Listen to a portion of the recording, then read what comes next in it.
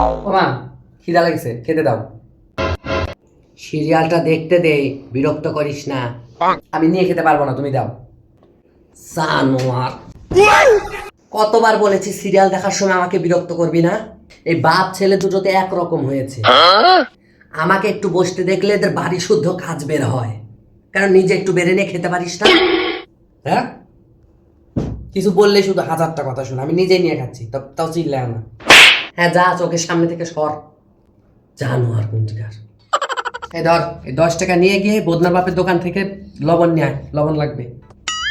ও মা, আমারও না কিছু খেতে ইচ্ছে করছে, আর কিছু টাকা দাও না। এ দেখ, তোকে যেতে হবে না, আমি নিজেই চলে যাব।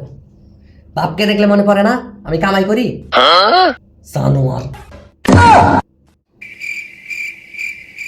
এরপর তো পরীক্ষায় গোল্লা নিয়ে আসবি, পড়াশোনা কিছু করতে হবে না। সেই সকাল থেকে সারাদিন তো শুধু টিভি দেখছিস। কই, পড়াশোনা শেষ করে একটু আগেই তো বসলাম, আবার মুখে মুখে কথা বলছিস। তুই আমার থেকে বেশি বুঝিস।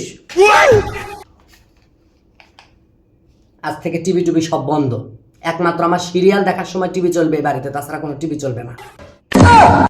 দেখ, সব সময় শুধু এমন কর, আমার বাড়িতে থাকতেই ভালো লাগে না।